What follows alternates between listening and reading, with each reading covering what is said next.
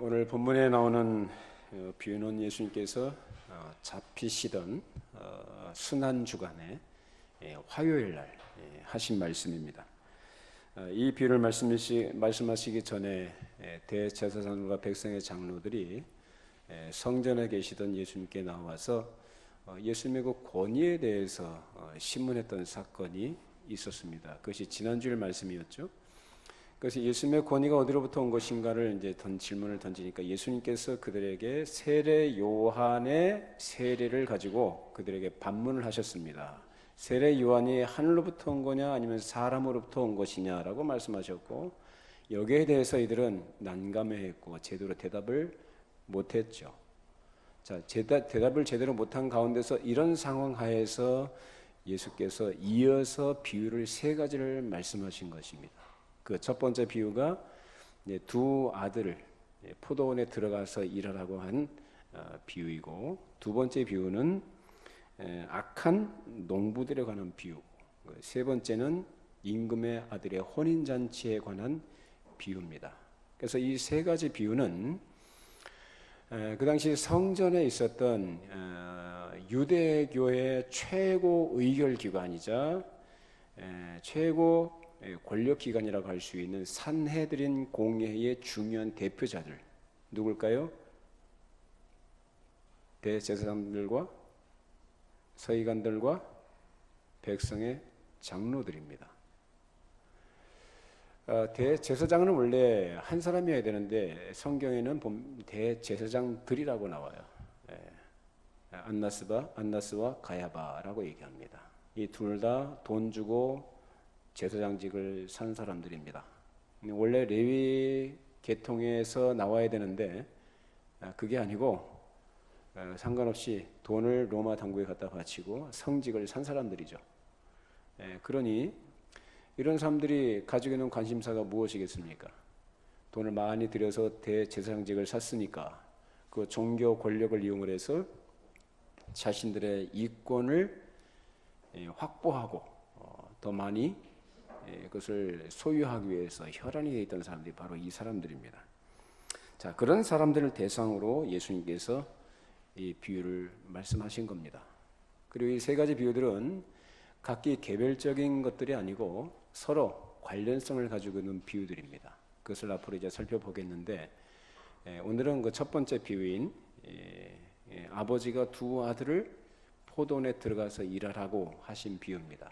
그래서 아버지가 이렇게 일하라고 했을 때 이 맏아들과 둘째 아들이 각기 가지고 있는 이 태도가 다르게 나타나죠. 자, 오늘 본문 말씀 다시 한번 읽어보십시다. 마태복음 21장 28절로 32절까지입니다. 주보 안쪽에 있습니다. 같이 읽겠습니다.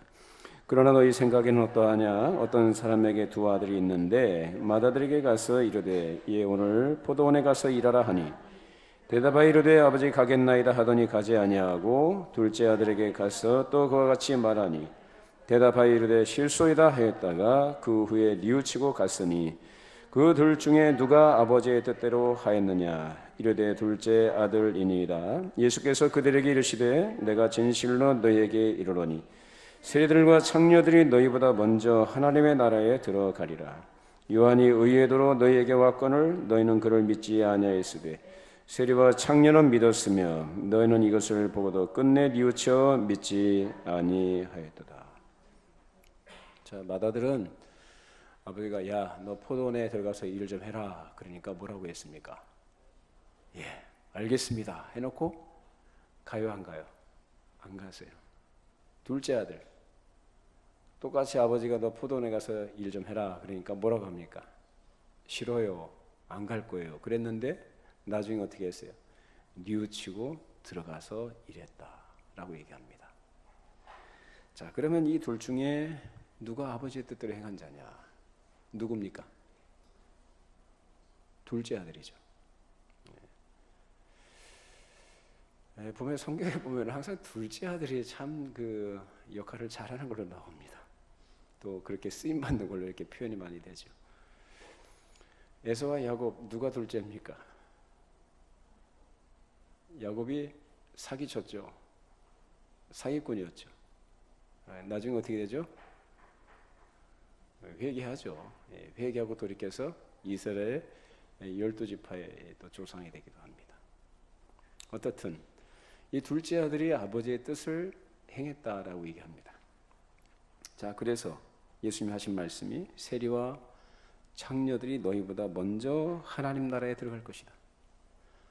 이것은 미래형이 아니고요, 장차 들어갈 것이다 라고 말씀하신 게 아니고 지금 들어가고 있다 라는 현재형으로 말씀하신 겁니다. 그러면서 하신 말씀이 요한이 의의 도로 너희에게 왔지만 너희는 그를 믿지 않았다 라는 것으로 이젠 노골적으로 너희들은 누구와 같다? 마다들과 같다라고 예수님께서 말씀하신 겁니다. 너희는 하나님의 말씀을 맡은 자로 이미 하나님께서 너희들에게 하나님 나라를 맡기실 때 예 하고 너희들은 그렇게 순종하고 이렇게 하기로 했던 사람들 아니냐. 그래서 종교 지도자의 위치까지 올라왔고, 그래서 너희들이 이 세상에서 장사를 하거나 무슨 생업에 종사하거나 다른 일을 하지 않은 이유가 뭐냐라는 거예요. 뭘 위해서요? 말씀을 맡은 자로 거룩하고 신성한 종교적인 그리고 하나님을 섬기는 최선봉에 서서 그 일을 하겠다고 자처하기 위해서 그런 일들을 하지 않는 거 아니냐 이 말입니다. 그러면 그 일을 너희들이 기꺼이 맡겠다고 해서 지금까지 너희들이 그렇게 했다고 한다면 그 일을 책임감 있게 성실하게 했어야 되지 않겠느냐라는 겁니다. 근데 너희들 했다 안 했다? 그렇게 안 했다는 거예요. 그렇게 안 할 것 같으면 처음부터 이런 일을 하지 말고 장사를 하든지, 너희들 먹고 살 것 위해서 세상 직업을 가지든지 그렇게 할 것이지, 뭐 하겠다고 종교 지도자의 이 자리까지 올라왔느냐라는 거예요. 너희들의 그 불성실함은 무엇으로 나타나느냐? 세례 요한이 의의 도로 너희에게 왔지만 그를 믿었다 안 믿었다? 안 믿었다. 그래서 세리와 창녀들은 너희들보다 먼저 하나님 나라에 들어갈 것이다. 아주 엄중한 말씀을 하십니다. 여기서 예수님께서 말씀하신 의의 도는 바로 길이요 진리요 생명이신 예수님 자신을 가리키신 말씀이었습니다. 세리와 창녀들은 그 예수님을 믿었죠. 이 사람들은 애초부터 뭐 하던 사람들이에요? 바리새인들처럼 하나님의 말씀을 맡고 기꺼이 그것을 하겠다고 한 사람들이에요? 안 한 사람들이에요? 안 한 사람들이에요. 근데 나중에 예수님을 만나고 나서 그 예수님의 말씀을 듣고 뉘우치고 회개한 사람들이에요. 예수를 믿은 거죠. 근데 그걸 보고도 이 바리새인들은 믿어요, 안 믿어요? 예수님 안 믿어요. 이것이 바로 그들이 당면한 큰 문제였습니다. 자, 그러면 오늘 우리는 어떤가? 자, 예수님께서는 오늘날에도 하나님의 말씀을 받고 의의 도를 알고 또 어떻게 해야 할 것에 대한 가르침을 받은 사람들에게 이 말씀을 하시는 겁니다. 유대인들도 처음에는 예, 나는 그렇게 하겠습니다, 우리는 순종하겠습니다라고 말하는 사람들이죠. 이미 출애굽한 상태에서 시내산에서 하나님께서 모세를 통해서 율법을 수여하실 때, 그 율법을 받고 나서 율법 말씀을 들을 때 그들은 어떻게 했습니까? 소위 말하는 신에서는 언약이라는 것으로 표현되는 하나님의 말씀에 순종하겠다고 약속한 사람들입니다. 근데 그 이후에 그들의 역사 속에서 어떻게 나타납니까? 하나님의 말씀을 받은 자로서 그 말씀을 따라갑니까? 안 따라갑니까? 안 따라가죠. 그 역사를 보면 계속 반역과 불순종의 역사가 이어집니다. 이 유대인들은 바로 자신들의 조상들과 같은 일을 지금 하고 있는 겁니다. 그들은 스스로 말하기를 하나님께서 무엇을 바르게 가르치신다면 우리는 마땅히 그렇게 해야 된다, 그렇게 하지 않으면 안 된다라고 말했던 사람들이에요. 그런데 그렇게 말만 하고 행하지는 않은 거죠. 이런 예는 오늘날에도 얼마든지 많이 있습니다. 그래서 이 말씀을 오늘날 모든 하나님의 백성들, 특별히 하나님 나라에 대한 각성을 가졌다고 생각하는 사람들에게도 똑같이 하시는 말씀이에요. 너희는 해야지 하면서 왜 못하고 있느냐라는 겁니다. 그렇습니까? 그런 부분들이 우리에게 있죠. 해야지 하면서도 못하는 부분. 왜 못하느냐? 그래서 세 가지로 얘기할 수 있는데, 첫 번째, 전통이라는 문제가 있고, 예수님 당시에 유대인들이 가지고 있는 전통, 그 전통에 매여서 못합니다. 두 번째로는 그 전통 하에서 자기들이 가지고 있는 위치라는 것이 있습니다. 전통 하에서 자기들이 살아가고 있는 처지라는 것이 있고, 세 번째는 진리가 무엇인지 명확하게 알지 못하기 때문에, 그래서 확신이 없는 것이죠. 이런 것이 대체적인 이유입니다. 오늘 세 가지 문제를 생각해 보겠는데, 어떤 사람들이 이런 얘기를 많이 합니다. 교회가 부패했으니까 교회를 개혁해야 된다. 교회가 잘못된 것이 있으니까 그대로 방치하면 안 되고 잘못된 것들을 고쳐 나가야 된다라고 말을 합니다. 그리고 흔히들 기성교회로 표현하면서 기성교회의 잘못된 부분들, 여러분 많이 있습니까? 없습니까? 많이 있죠.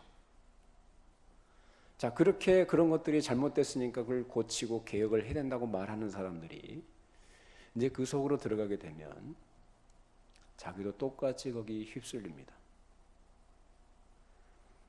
실제로 오늘날 한국 교회뿐만 아니라 전 세계 교회 현실이 그렇죠. 우리 한국 같은 경우에 신학생 때는 젊은 나이에 또 그 초심의 어떤 그 순수함을 가지고 나름 바른 생각과 바른 방향성을 가지고 큰 꿈을 가지고 시작을 합니다만, 실제 목회 현장에 들어가게 되면 그것이 유야무야 되는 경우가 참 많이 있습니다. 초심을 지켜나가는 것이 참 쉽지 않습니다. 전통적으로 해오던 교회의 여러 가지 현실적인 일들에 대해서 문제의식을 가지고 개혁의 필요성을 얘기하다가도 현실 속으로 들어가게 되면 그런 것들을 잊어버리고 된 일들이 많이 있다는 겁니다. 정통 장로교회, 그래서 한국 교회 그러면 장로교회가 대표적이죠. 정통 장로교회요, 개혁교회라고 자처하는 교회라고 하면서도 성경이 가르치는 개혁교회의 바른 전통에서 벗어난 일들이 얼마나 많이 있습니까? 그러면서 그냥 좋은 게 좋은 것이라고 하면서 어떻게든지 사람들이 많이 모이고 은혜 받으면 그만이다라는 식으로 합리화합니다. 사람이 많이 모이고요, 은혜 받으면 된다는 거예요. 그들이 말하는 은혜라는 것이 무엇인지 그것도 생각을 해봐야 될 문제죠. 은혜를 받는다는 게 뭡니까? 감정이 자극돼서 기분이 좋은 상태, 내 마음이 따뜻해지는 것, 또는 내 귀를 즐겁게 하고 내 마음에 어떤 답답했던 것들을 시원하게 터뜨려주는 사이다 같은 그런 느낌을 갖는 것들, 이런 것들을 아주 중요하게 여기죠. 그걸 뭐라고요? 은혜 받았대요.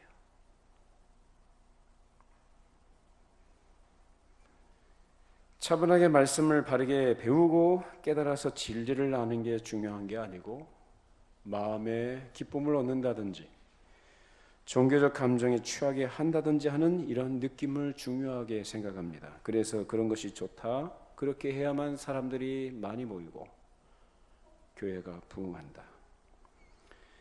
딱딱하고 어려운 말만 하게 되면 사람들이 듣기 싫어하고 부담스러워하니까 사람들이 오기 싫어한다. 많이 안 모인다라는 식으로 얘기합니다.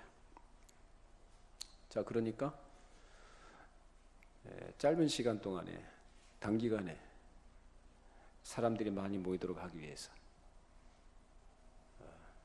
사람들이 많이 모이면 거기에서 어떤 부흥이나 성장의 어떤 동력을 얻을 수 있다라는 이런 생각들을 하는 거예요.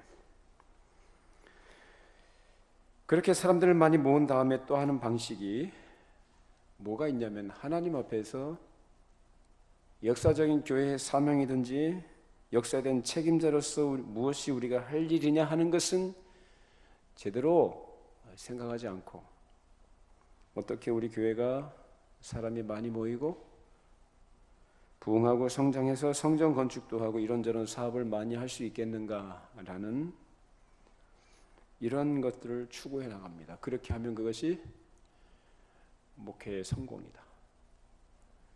교회에 하나님께서 축복해 주셨다. 그 길로 이제 끌고 가는 겁니다. 교회의 존재 이유와 사명이라는 것은 별 관심이 없고 교회적으로는 큰 교회, 성장한 교회, 그리고 개인적으로는 행복하고 성공한 인생을 목표로 해서 달려가는 거죠. 여러분, 이 말씀은 제가 우리 교회를 비판하기 위한 비판이 아니고 예수님 당시부터 있었던 그 고질적인 문제들, 그것이 아주 뿌리 깊게 역사의 흐름 속에서 계속 이어져 왔고 그것이 우리의 현실 속에서도 재현되고 있다는 것, 그걸 좀 보자는 겁니다.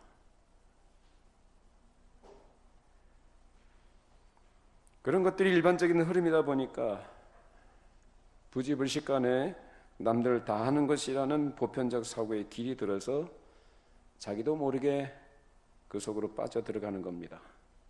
그리고 그런 것들이 단순히 한때의 유행으로 끝나고 마는 것이 아니라 시간 속에서 차츰차츰 그게 조금씩 그리고 반복적으로 계속 되다 보면 어떻게 될까요?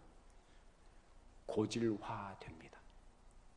그 고질화된 것이 무엇으로 이제 자리를 매겨버리냐면 하나의 전통이라는 것으로 자리매김을 해버립니다. 여러분, 전통이 굉장히 무서운 거예요. 여러분, 전통은 신성 불가침적 성격을 갖습니다. 그거 건드리면 큰일 나는 거예요. 건드리면 이적이 되는 거예요. 건드리면 적폐가 되는 거예요. 그러니까 사람들이 전통 그러면 꼼짝 못하는 겁니다. 그 안에서 사람들은 안주합니다. 역사에 대한 사명감과 책임감이 없는 그릇된 사상에서 비성경적이고 반하나님 나라적인 새로운 전통을 교회가 세우고 있는 겁니다. 그리고 이미 그런 것들은 이미 널리 너무도 뿌리 깊게 자리 잡고 있습니다. 또 하나의 무서운 고질적인 문제는 오늘날 교회가 정작 사람들 마음속에 가지고 있는 가장 기본적인 요구, 즉 영혼의 기본적인 문제에 대해서 하나님의 말씀으로 대답할 능력을 잃어버렸다는 겁니다. 그래서 교회가 관심을 돌리는 것은 이 척박하고 어려운 현실에 관한 문제들입니다. 이거 누구 얘기하는 겁니까? 지금 우리 현실이에요. 사람들의 영혼의 기본적인 요구, 그 필요에 대해서 교회가 대답을 주지 못하고 현실적인 문제들이에요. 참 힘들죠. 우리 현실이 먹고 사는 게 너무 힘들죠. 먹고 사는 문제뿐만 아니라 우리를 둘러싸고 있는 여러 사람과의 관계 문제도 너무 힘들죠. 그런 문제들에 관심을 돌립니다. 정치나 경제나 사회의 문제들과 여러 현상들을 심리학적으로 설명하려고 하고 상담학과 상담적 기법들을 동원해서 사람들의 마음을 읽어주려고 하고 사람들의 마음을 어떻게 해든지 좀 따뜻하게 해주려고 많이 노력들을 합니다.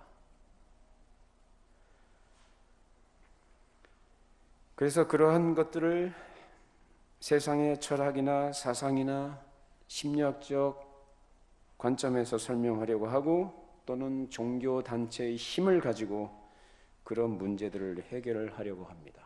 그래서 우리나라에서도 기독교 정당을 만들려고 하는 시도들이 있지 않습니까?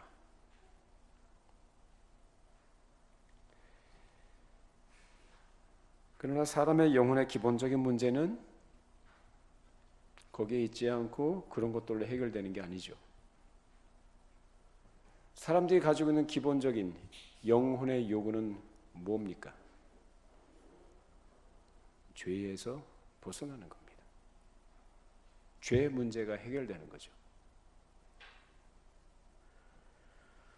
자, 예를 들어서 어떤 사람이 물에 빠지게 되면 자기가 스스로 죽으려고 자살하려고 물에 빠지는 사람도 있습니다만은 죽으려고 빠졌다가도 숨이 꼴딱꼴딱 넘어가면 어떻게 합니까? 네? 어떻게 해요? 살려고 발버둥을 치죠. 봤어요? 경험해 보셨어요? 사람이 그런 존재예요. 그런데 그것도 아니고 어떤 사고에 의해서 상황에서 물에 빠졌다고 쳐요. 그러면 그 물에 빠진 사람한테 옆에서 시를 읊어주거나 또 노래를 불러주거나 좋은 음식을 차려주거나 좋은 자동차를 갖다 주는 것이 필요한 겁니까? 뭐가 필요한 겁니까? 그 사람의 요구가 뭐죠? 물에 빠져가는 사람의 요구. 사는 거죠. 그래서 물에 빠지면 외치지 않습니까? 살려달라고. 사람에게 필요한 건 그거라고요. 그런 문제는 도외시한 채 물에 빠져가는 사람한테, 물에 빠져 있는 사람한테 도덕을 얘기를 하고 무슨 고상한 삶을 얘기하고 뭐 행복을 얘기하고 고상한 시를 읊어주고 시선을 돌려서 저 산을 바라보세요. 이런 것들이 합당한 말입니까? 그렇지 않죠. 그 사람을 물에서 건져내는 것이 필요한 거예요. 근데 한국 교회는 그걸 안 하고 뭐라고 있느냐? 옆에서 시를 읊어주고요. 인간의 기본적인 영혼의 필요를 영혼이 요구하는 것을 채워주는 게 아니라 온갖 잡다한 세상 것들을 가지고 문제를 해결해 보려고 시도를 많이 합니다. 행복한 인생. 어떻게 하면 우리 가정이 행복할까? 어떻게 하면 성공적인 인생을 살 수 있느냐? 어떻게 하면 남들보다 더 고상한 도덕적인 삶을 살아갈 수 있느냐? 이런 것들을 얘기합니다.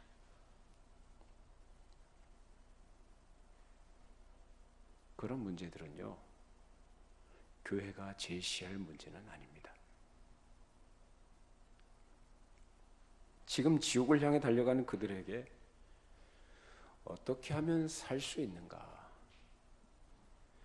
하나님이 내려주신 복된 소식은 무엇이고 하나님의 나라는 무엇이냐라는 거예요. 그러니까 단순하게 예수 믿어서 죄 사함을 받고 내 영혼이 안전하다는 그런 차원의 문제가 아니고 내가 죄 사함 받는 것 자체가 목적이 아니잖아요. 맞습니까? 맞아요, 안 맞아요? 내 평생 그거 가지고 울고 먹으려고 그래요.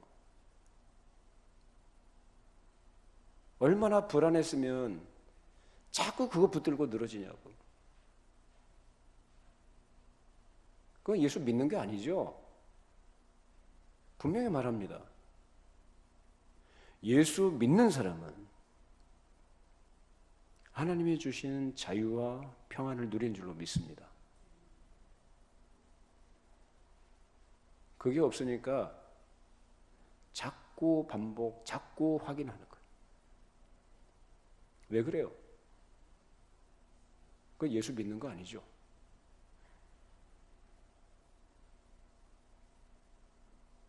하나님의 은혜로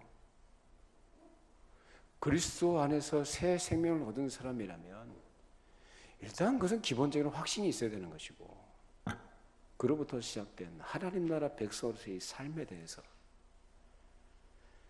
나에게 그 예수 그리스도의 피 공로를 통해서 생명을 부여하신 그 하나님의 거룩하신 뜻이 뭐냐가 내 생활 속에서, 내 인격을 통해서, 관계 속에서 그런 것들이 구현되어 나타나야 한다는 거예요.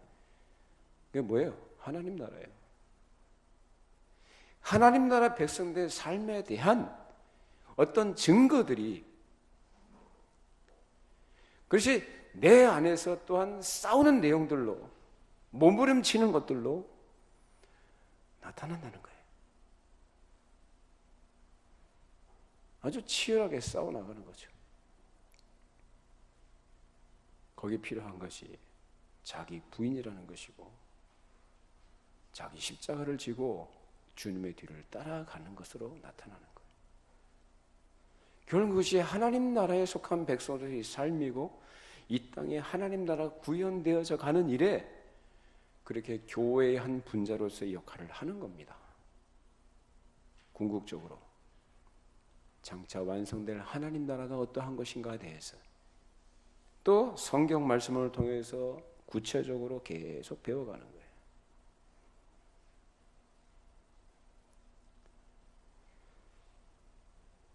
이런 것들을 교회가 구체적으로 바르게 가르쳐 줘야 되는데, 이제 그런 것들엔 관심을 두지 않고 능력을 잃어버렸습니다. 왜 그렇습니까?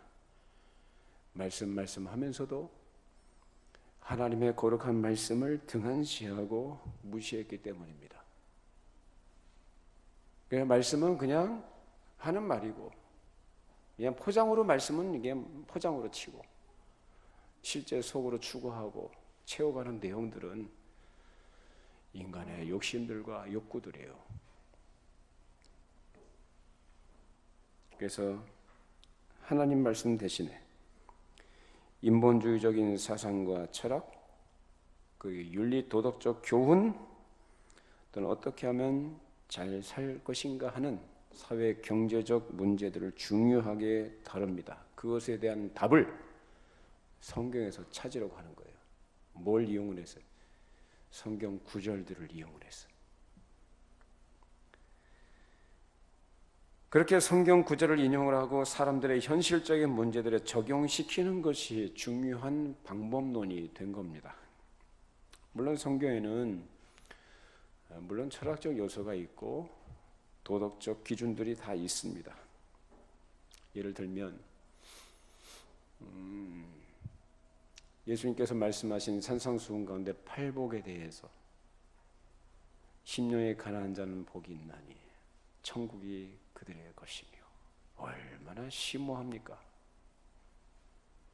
또 잠언 같은 경우에, 전도서 같은 경우에 얼마나 우리 인생에 철학과 지혜가 담겨져 있는 말씀들이 얼마나 많이 있습니까? 네, 그런 것들을 그냥 이용을 하는 거죠.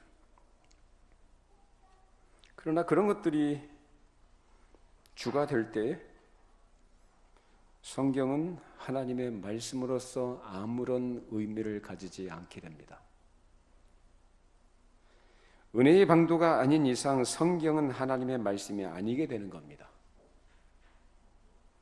그런데 은혜의 방도로서의 하나님의 말씀은 어디로 가고, 다른 하나님의 말씀이라는 것이 오늘날 여러 사회적인 문제들에 대한 답을 줘야 한다라고 합니다.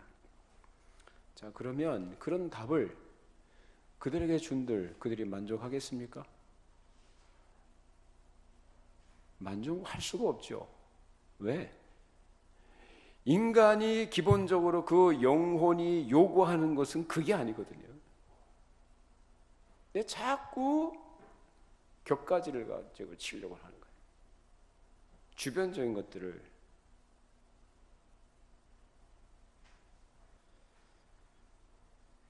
사람에게 필요한 것은 죄와 사망의 저주에서 건져냄을 받는 겁니다. 믿으십니까?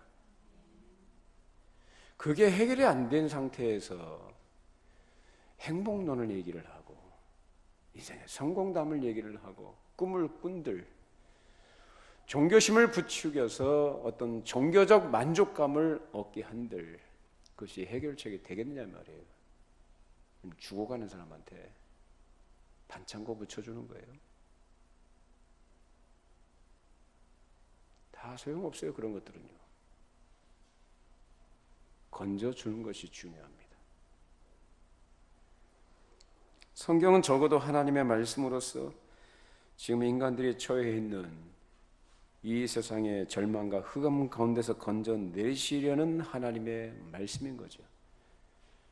그리고 성령께서 그 말씀을 사용하시고 말씀과 함께 역사하실 때 그 영혼이 살게 되는 줄로 믿습니다. 그것이 성경 우리에게 주시는 목적인 거예요. 그 예수를 바르게 전하고 믿으라는 거죠.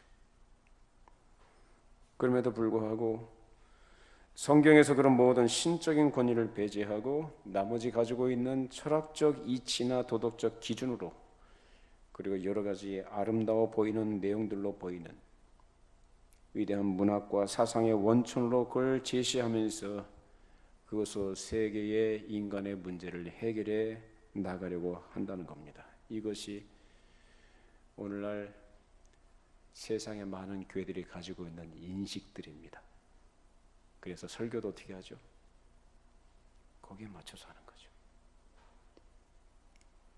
그러다 보니 교회 설교는 세상에 일어나는 여러 가지 심각한 문제와 논쟁에 대한 해설이 되지 않으면 안 된다는 그런 데로 빠져 들어간 겁니다. 그래서 하나님의 말씀을 바르게 해명해서 전달하는 딱딱한 설교보다는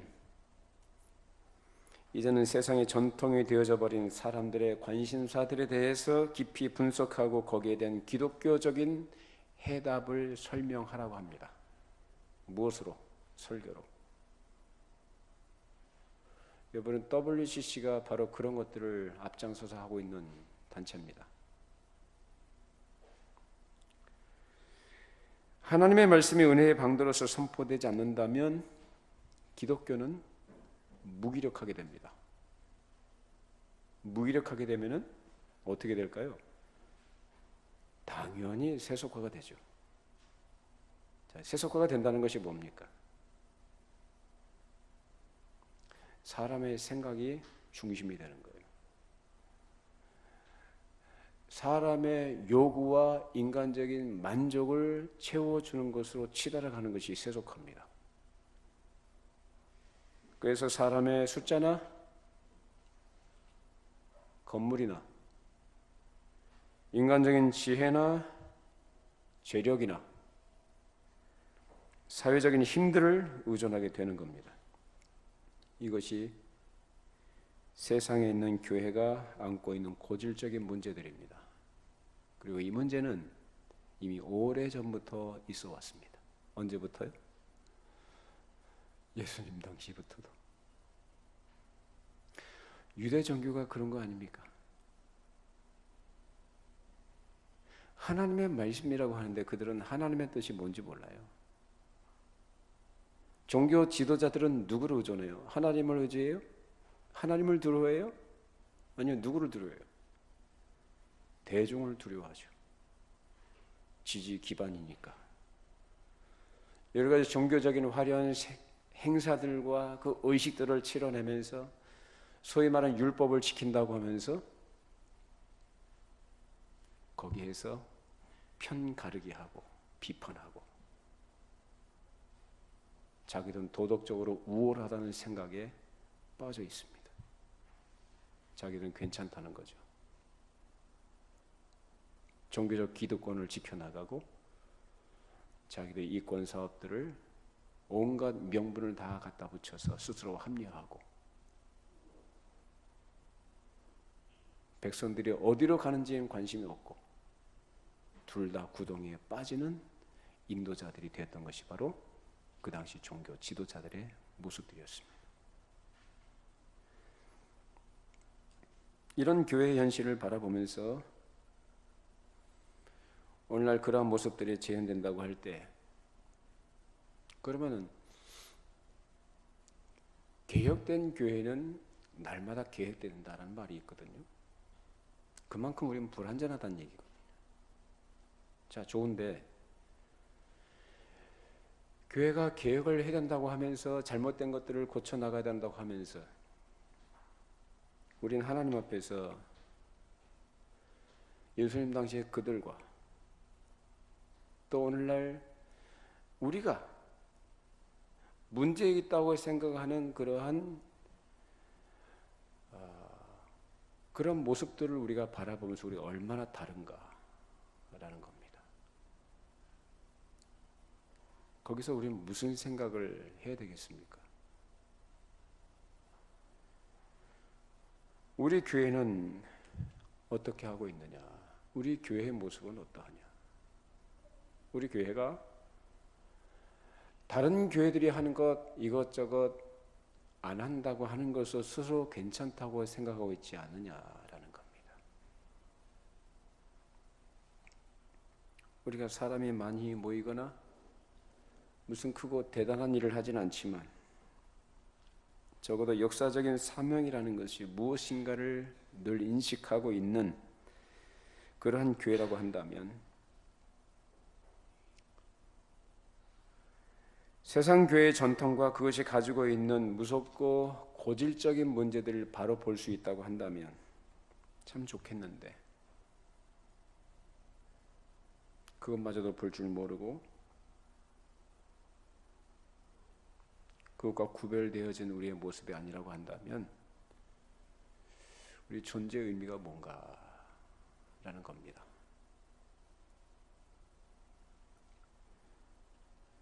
아버지가 맏아들 보고 포도원에 들어가서 일 좀 하라고 하니까 예, 알겠습니다. 들어가겠습니다. 해놓고 안 가는 겁니다. 그것이 누구냐? 바리새인들이에요. 그 예수님은 지금 그걸 지금 지적하신 겁니다. 자, 마태복음 23장 23절에서 25절까지입니다. 주보에 같이 함께 읽어보십시다. 화 있을진저 외식하는 서기관들과 바리새인들이여 너희가 박하와 회향과 근처의 11조는 들이되 율법에 더 중한 바 정의와 긍휼과 믿음은 버렸도다. 그러나 이것도 행하고 저것도 버리지 말아야 할지니라. 맹인된 인도자여 하루살이는 걸러내고 낙타는 삼키는도다. 화 있을진저 외식하는 서기관들과 바리새인들이여 잔과 대접의 겉은 깨끗이 하되 그 안에는 탐욕과 방탕으로 가득하게 하노다. 이 사람들은 우리가 알다시피 아주 엄격하게 율법을 지키는 자들입니다. 엄격하게 법을 지키고 박하와 회향과 근처의 11조를 다 드리면서 거기서 낙타는 통으로 삼키고 하루살이는 걸러 삼키는 바리새인들이 된 거예요. 야, 참 예수님 무섭게 지적하시죠. 감히 그 당시에 일반 백성들이 바리새인들을 이렇게 생각하거나 평가할 수 있었겠어요? 아니죠. 오히려 이 사람들은 존경받는 사람들이었어요. 근데 예수님은 사람의 속을 다 아십니다. 박하와 회향과 근처의 11조까지 아주 철저하게 드리고, 그러니까 종교적 의무를 다 하는 거죠. 그러면서 낙타는 어떻게 삼킨다 그래요? 낙타는 오히려 낙타를 좀 걸러서 삼키면 좋겠는데 그게 아니고 낙타는 뭐예요? 자기들의 욕심을 채울 만한 것들, 그걸 어떻게 통으로 그냥 삼켜버리고 하루 사지는 걸러내는 거예요. 바리새인들이요. 법을 지키는데 가장 엄격했고 자기를 깨끗하게 하는데 가장 결백했던 사람들이고 사람들에게 인정받고 존경받는 위치에 있는 사람들입니다. 존경받았어요. 세리와 창녀들처럼 멸시받은 게 아니고 존경받았다고요. 얼마나 사람들 앞에서 잘했으면 존경받았겠어요. 근데 예수님 뭐라고 지적하십니까? 정작 성경이 가르치는 대의, 정의와 긍휼과 믿음은 저버렸다. 이 사람들은 동쪽을 향해 가겠다고 하면서 서쪽으로 가는 배를 타고 있습니다. 서쪽으로 가는 배를 타고 있으면서 동쪽을 향해서 열심히 걸어가는 사람들이에요. 결국 어디로 도착합니까? 동쪽이에요, 서쪽이에요? 서쪽이죠. 잘 생각해 보십시다. 동쪽으로 가야 되는데 그게 맞는데 서쪽으로 가는 배를 탔다고요. 그 배를 타고 있는 상태에서 동쪽을 향해서 걸어가야 봐야 도착하는 건 어디냐? 서쪽이에요. 이거 우리가 주의해야 됩니다.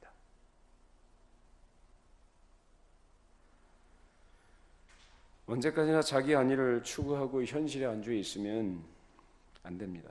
성경이 우리에게 가르치는 것은 무슨 종교적 전통을 지켜내고 무슨 열정을 가지고 큰 일들을 해내라는 것이 아니라 하나님께서 보내신 의의 도인 예수 그리스도를 믿으라는 겁니다.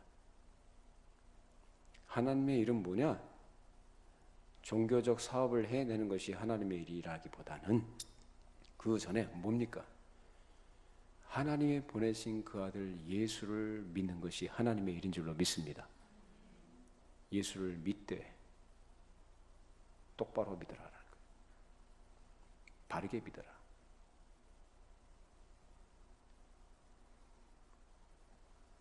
오직 예수 그리스도만이 의의 길이요 진리요 생명이심을 바르게 믿고 신실하게 그를 의지하고 따르라는 겁니다. 성경이 가르치는 것은 바로 그것입니다. 우리는 그것을 지금까지 수없이 듣고 들어왔습니다. 그리고 구체적으로 어떻게 해야 하는 것까지도 우리는 가르침을 받았습니다. 그래서 우리는 알 만큼 압니다. 모르지 않습니다. 근데 문제는 뭐냐? 해야지 하면서 하지 않는 일들이 너무나 많다는 거예요.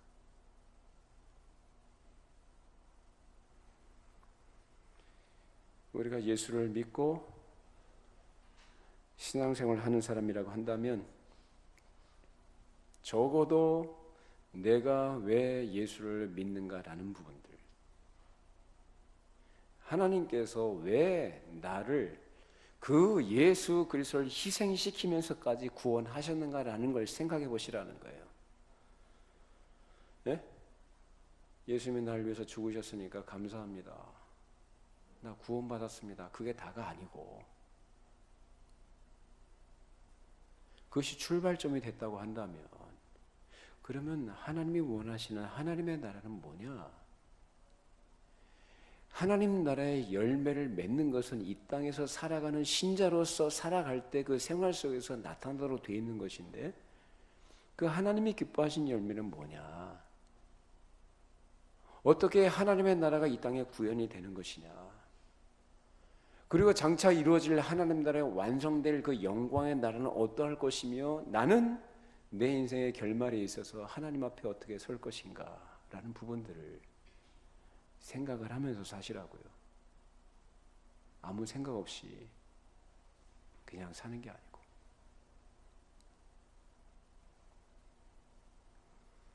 이런 문제들을 우리가 늘 생각하면서 성경이 가르치는 바가 무언지 계속해서 주의를 기울여 잘 들으시고 그리고 생각하고 이 시대를 잘 분별해서 나를 거룩한 교회를 이루는 지체로 부르신 하나님의 뜻, 그리고 교회의 지체로 존재하는 동안에 이 땅에서 개인적으로는 분자로서 지체로서의 사명이 무엇인지, 전체적으로는 교회의 사명이 무엇인지, 그것을 점점 더 깊이 분명하게 알아가고 확고한 터 위에서 자기 자신의 믿음을 세워나가는 일을 하셔야 합니다. 그런 은혜가 있기를 바랍니다. 기도하십시다. 날이 갈수록 주의 말씀을 통해서 우리의 영혼이 더 깊이 각성하게 해주시고, 이런저런 요란한 것들로 치장하기를 좋아했던, 또 그것이 중요한 것인 것처럼 생각했던 우리의 지나간 모습들을 부끄러워하면서 주 앞에 순전한 마음과 믿음으로 우리 모두가 서기를 원합니다. 오늘 하나님께서 우리에게 주신 말씀을 우리 성도들이 잘 들은 줄로 압니다. 마음으로 받게 해주시고, 주께서 또한 마음으로 기꺼이 따르고자 하는, 또 순종하고자 하는 마음을 주셔서 우리의 마음이 허탄한 길로 가지 않도록, 우리의 생각이 이 세상의 사람들이 종교적 이름으로 만들어낸 전통에 붙잡히지 않도록,